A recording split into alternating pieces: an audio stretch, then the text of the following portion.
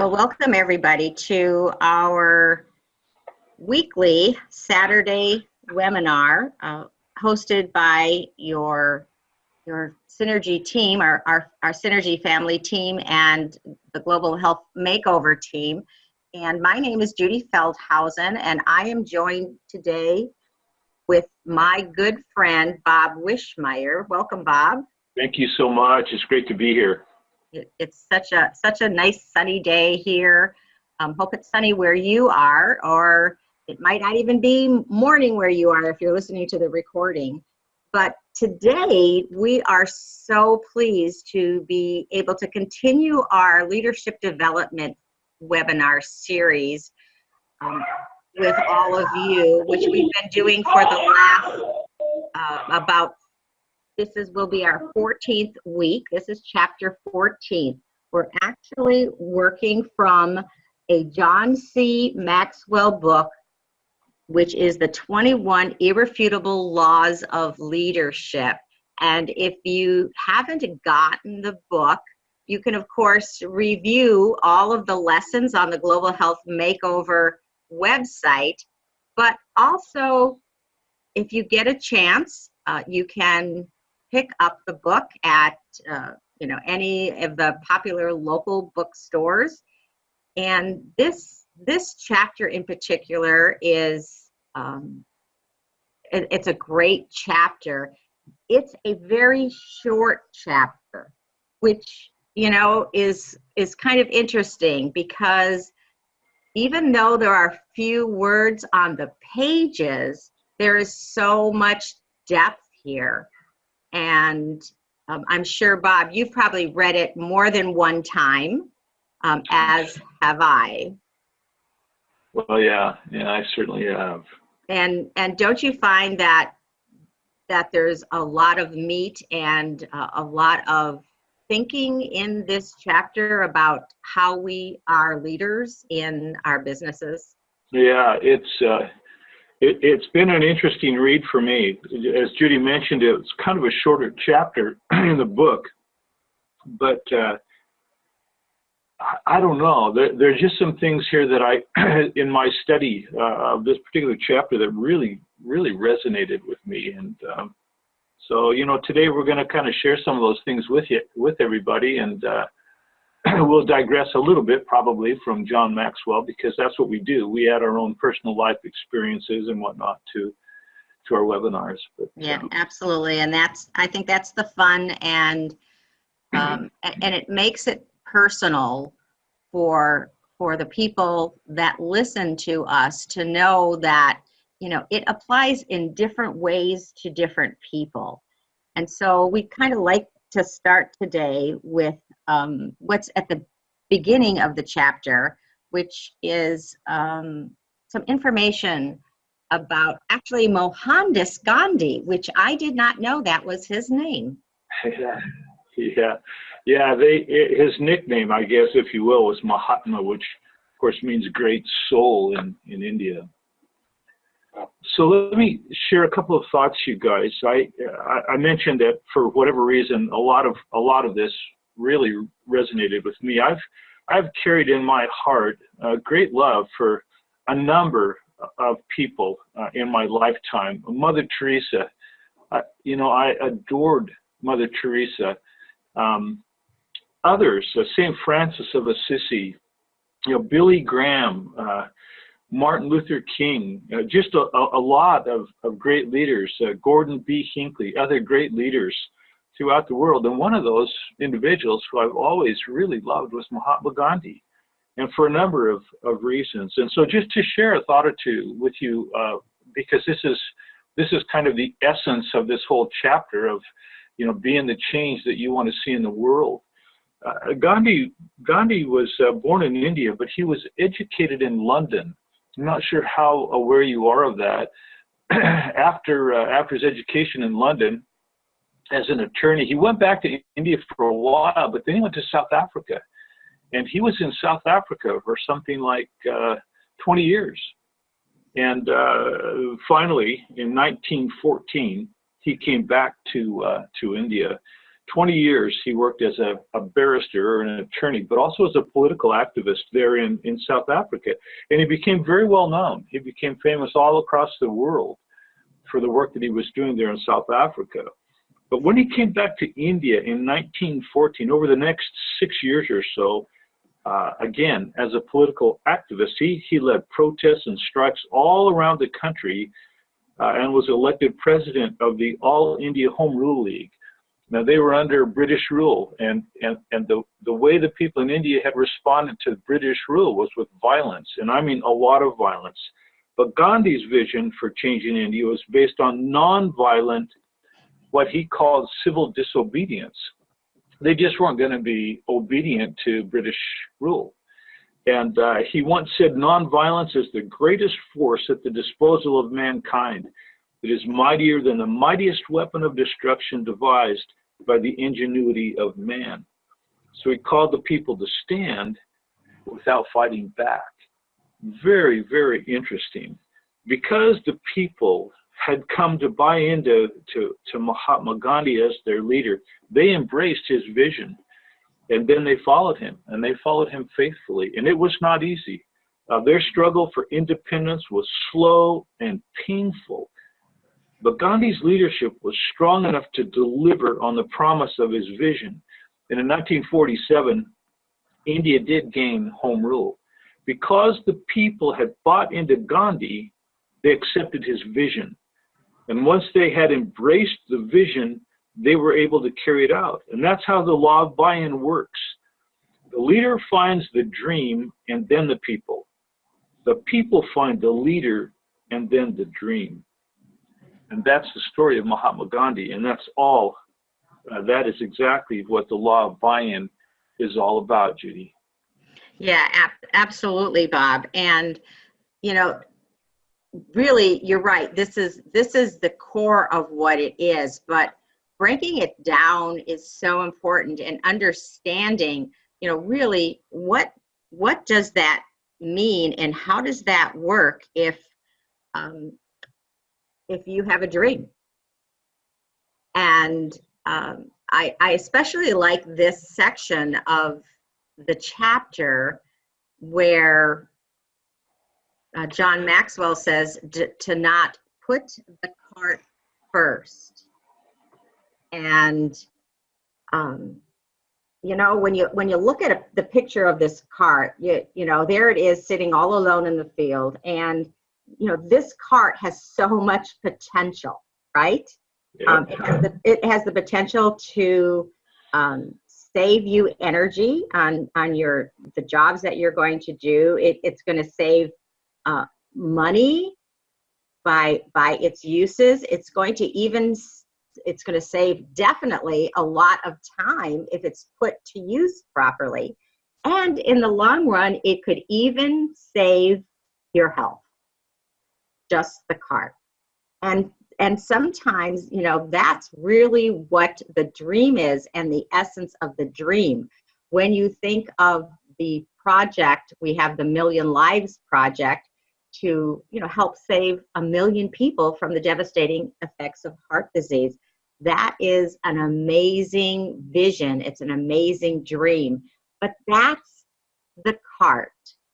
And you can't put the cart first and just have the cart, because it's not going to go anywhere.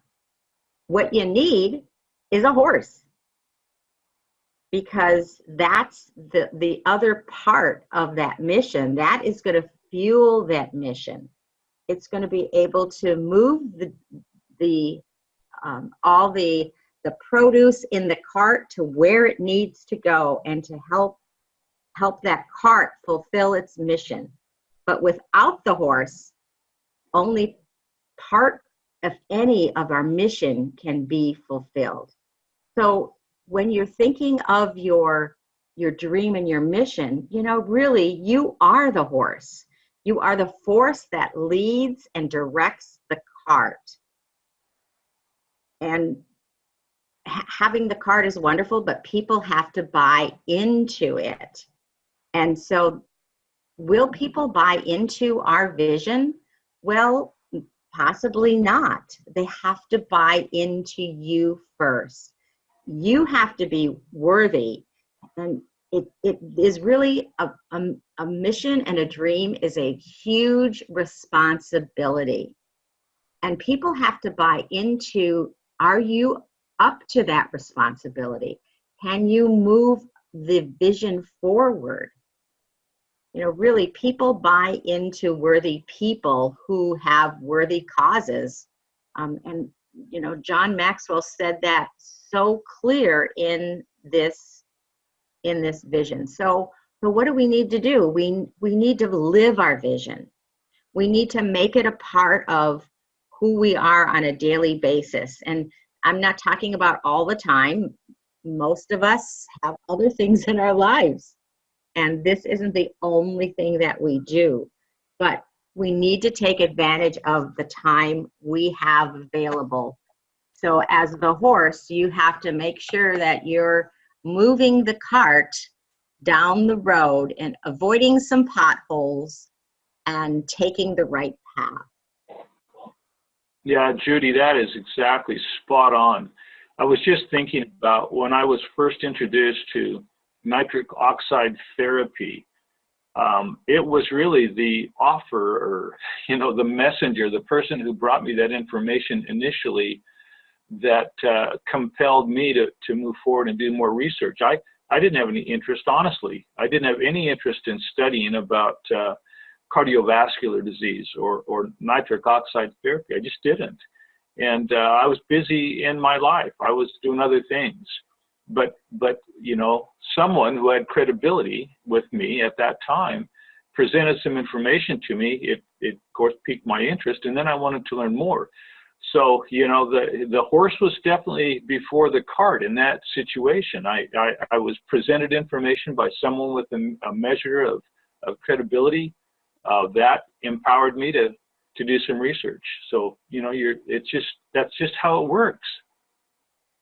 It absolutely does. And through your studying and knowledge and becoming a product of the product, then, Bob, then you became the message. That's exactly right.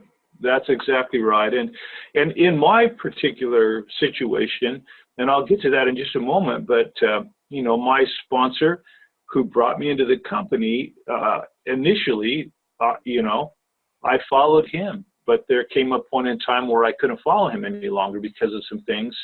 And I just moved on because I bought into the vision as well. This is the thing that we need to remember, you guys, that you are the message. That's just exactly how it is. Every message that people receive is filtered, if you will, through the messenger who delivers it. If you consider the messenger to be credible, then you believe that the message has value. And of course, that's what brought me into Synergy Worldwide. I think it's the same for a lot of us. And that's why actors and athletes are hired to promote products. People want to listen to them. They believe in them, or, you know, as people, or because they have some measure of credibility as performers. But once people have bought into someone, they're willing to give the person's vision a chance. In essence, people want to go along with people they get along with. You know, I've chatted a little bit, shared a little bit with you before about my old friend Bob Olson over in Montana. He was just here last weekend with me, spent a few days here.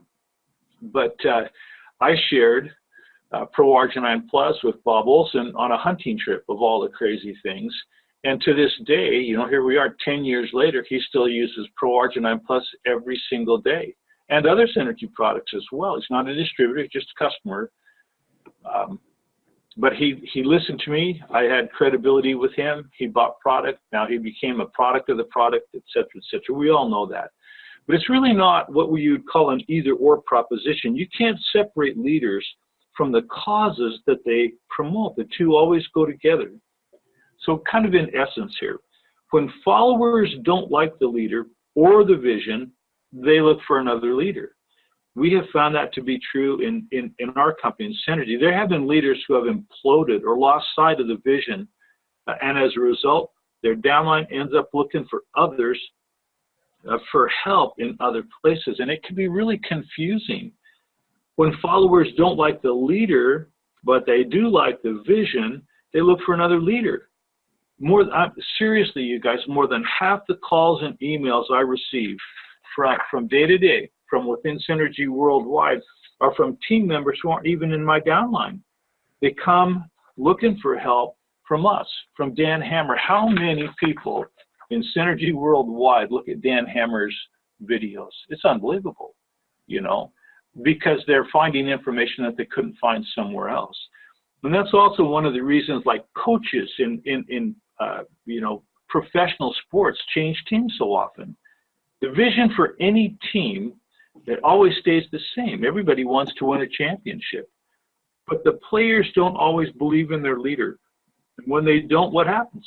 The owners don't fire all the players, they fire the leader and bring in someone they hope that the players are going to buy into. And when followers like the leader, but not the vision, they try and change the vision. Sometimes they work to convince their leaders to change the vision. Sometimes they abandon their own point of view and adopt the leader's point of view. Other times they find a compromise. But as long as they still buy into their leader, they rarely out and out reject him. They'll keep following him. But when followers like the leader and the vision, they get behind both. And they'll follow him no matter how bad conditions get or how much the odds are stacked against them. You look at the followers of Mahatma Gandhi or Martin Luther King. That's what continues to inspire followers to keep running the race. Even when they feel like they've hit the wall and given it everything they've got.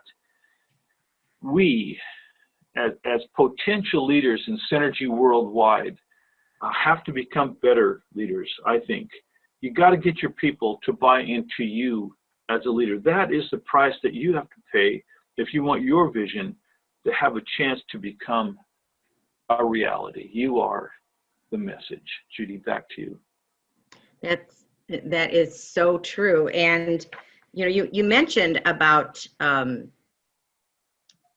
the being the leader and not believing in his message or not doing a good job in his message, and the follower not really staying with that messenger. But it really is not an either or proposition, because the cause that someone is promoting, you really can't separate that. And what really brings me to mind is a foundation that is close to many of the people in Synergy, run by Mark Comer. He is a leader in the Synergy organization. He's the #1 income earner in Synergy. And he started a foundation. And I know that there are many people who give money to his cause on a weekly basis, not because they know so much about the foundation and how he's helping children in third world countries, not so much about the work that he's doing, but it's about respecting and honoring Mark Comer and believing who he is and what he does, that people are following him in his foundation.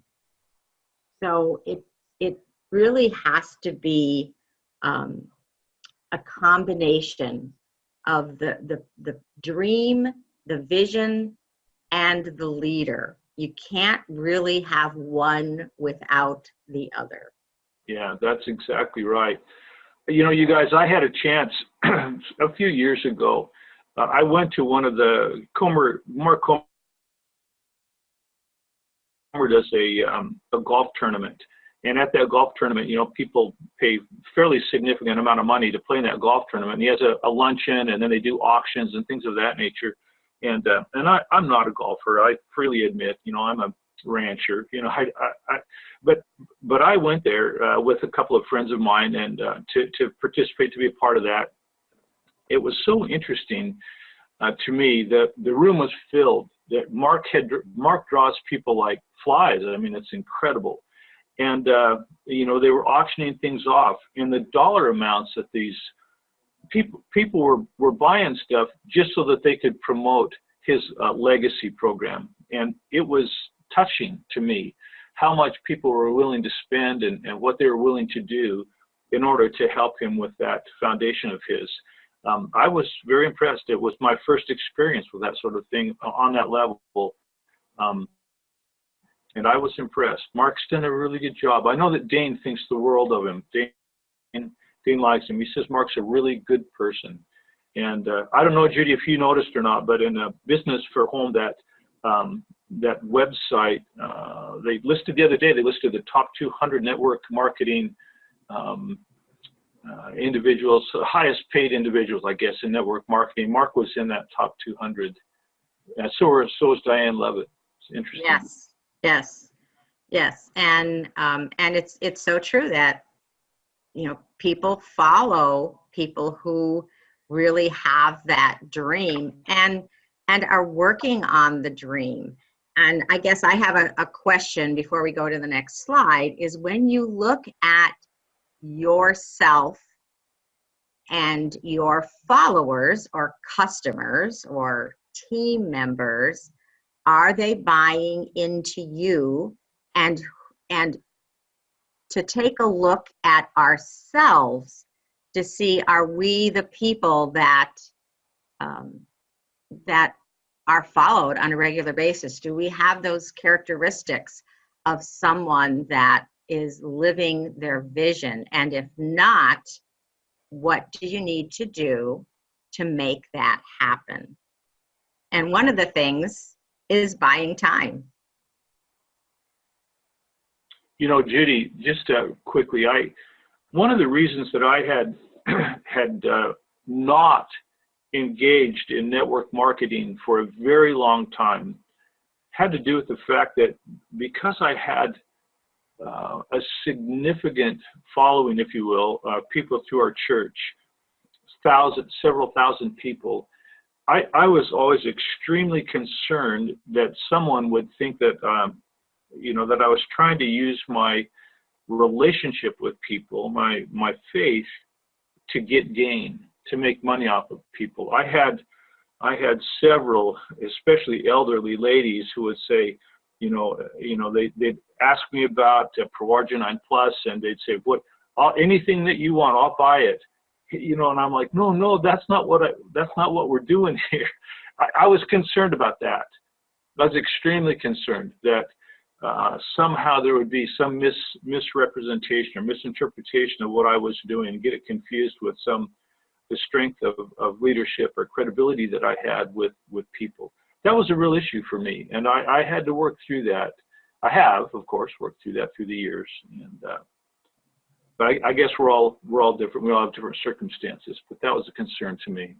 Well, yes, and Bob, that is so true. And the other side of the coin is also true, that a lot of times, if someone does not know you, if it's someone that you met, at the store or networking event or whatever, they don't know what your values are, and it really is, in that case, about buying time. And in your case too, you had to buy time the other way. Yeah, exactly. That's right. But sometimes we have to buy time so that we can build up that credibility and to get people to trust us, because it's not an immediate thing in most cases. Someone doesn't meet you and say, "Oh my gosh, I love you and I want to marry you just because I saw you." It doesn't happen most of the time. Yeah. And the same thing happens with our customers. You can talk to a customer and find out what they need and start telling them everything that is necessary for them to have elite health. And you can say you need Proarginine, you need Mystica, you need Core Greens, and oh my gosh, you have to start on Purify and get Fortify immediately after, because that's what's going to get you healthy. I think we call that throwing up on people, don't we? Yeah, really. It's, they're going to back off of you. And, it is always a process. It's a process of building trust and and gaining that from the people around us. And it starts with maybe selling them the Paragenine and then coming back and introducing other products along the way that's going to work good for them at that time in their life, with the money that they have, the resources they have. It's all personalized, but it's all about building and keeping the trust over a long period of time, not over a short period of time. One of the quotes that I really enjoyed in this book from John Maxwell, he said, as a leader, your success is measured by your ability to actually take the people where they need to go. But you can only do that if the people first buy into you. And that's just so true. That is so true. And it's credibility, yeah. It takes time for all of that to happen. So, I guess, Bob, in conclusion, with the law of the buy-in, just because we have that noble cause that we want to save the world from heart disease, or whatever your cause or dream or issue is, we don't get credit just for being right. Our success is really measured by the ability to take people, like you said, where they need to go. And as a leader, we have to remember that and always be cognizant of the needs of our customers, our team members, and fellow leaders in the organization. And if you do, they will buy into you. Yeah, that network marketing is all about replication. If you can get new distributors on board and get them trained and learning about the company and the products, they start bringing people on board, et cetera. You're replicating yourself, and that's extremely important. I think that there are things that we need to be mindful of, if you will, in an effort, to find credibility, if you will, with people. You develop good relationships with people. You have to be honest and authentic, to develop trust with people. I mean, it seems like it's just so, we should just always know these things anyway, but it doesn't hurt to hear these thoughts mirrored back. You hold yourself to high standards and set a good example. And that's extremely important. That we ran into this a few years ago where one of our key leaders, my sponsor, kind of went off the deep end. Bless his heart, it was a challenging thing. He did not hold himself to high standards, and he did not set a good example, and he's no longer with the company. It's too bad. You've got to give people resources and tools to help them to do their job better. And that, of course, now with Synergy's new resources and Dan Hammer's remarkable videos, etc., we've got all the tools we need. Help people to achieve their personal goals and help to develop, our distributors to become their own leaders. The hope is that anybody that we bring into business will become completely independent and just kind of create their own group. Really, wouldn't that be the greatest thing? It would be. It would be. Yeah, exactly. Well, and I believe that as leaders in Synergy with our team, that we have some things that not only other teams do, but other network marketing companies do not. I was at a networking group yesterday with 25 women in all different kinds of companies. And one of the women was with a other network marketing company that she sold vitamins.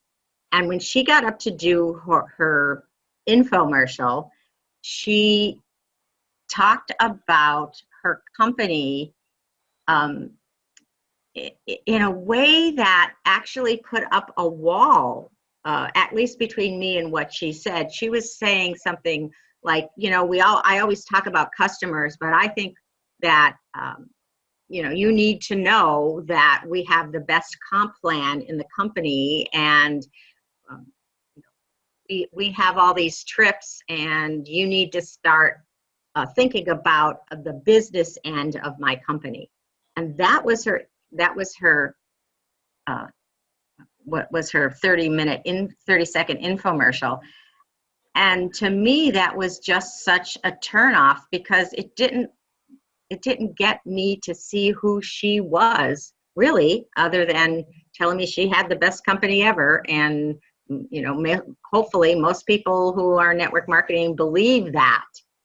But to not say anything about herself and her wants and visions and desires and helping other people, it fell flat for me. And I wish I could recruit her into Synergy so she could see the difference.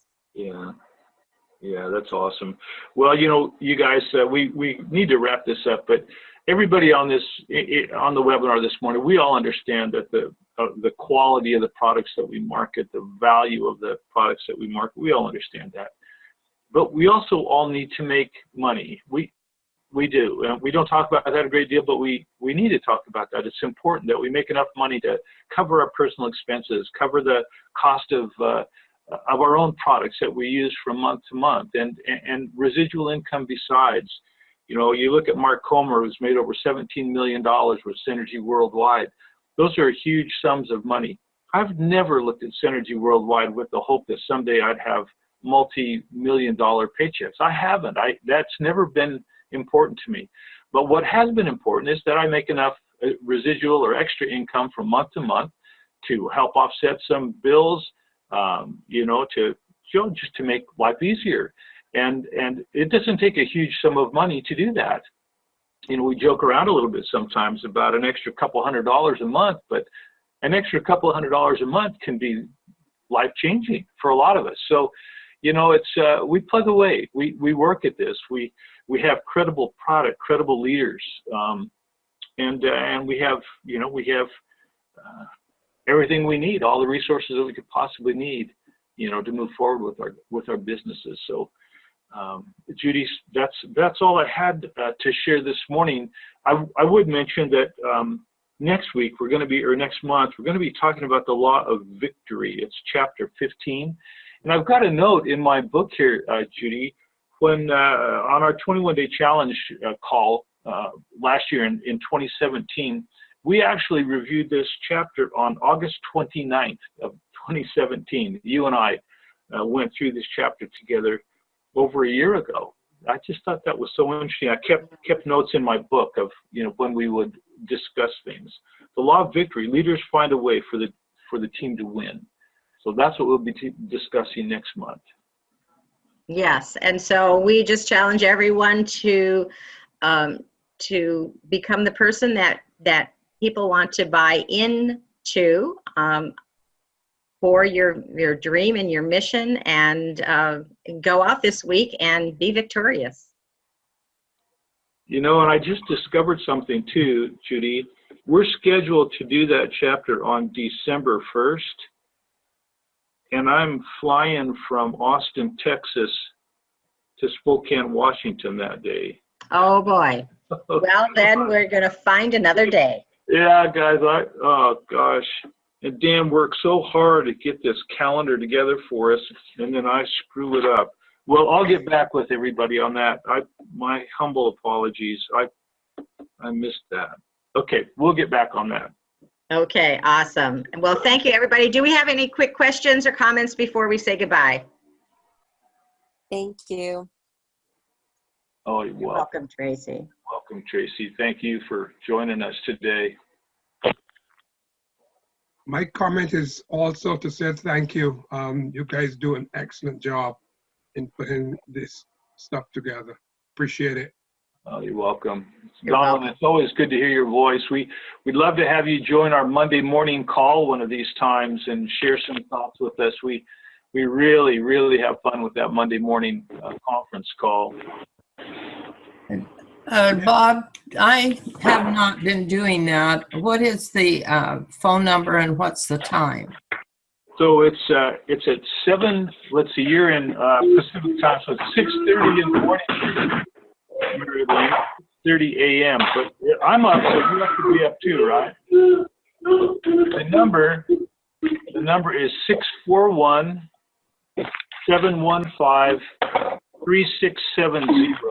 Kendra, look how easy this is. Put the pot in the bottom. I went ahead and washed this crock pot last night. You just watch it because it's in sit Yeah, down. there you go. We're getting somebody else talking in the background there. 763-468 pound. If you don't have this, you can use. All right, 6:30 on Monday. Yeah, Thanks, Bob. Yeah, you see it on the screen there, the number? Oh, yeah, there it is. Yeah, it's right on the screen. Thanks, Judy, for putting that in there. Yes, thank you. So I need that PIN number too, right? Yeah, 763-468 pound sign. Okay.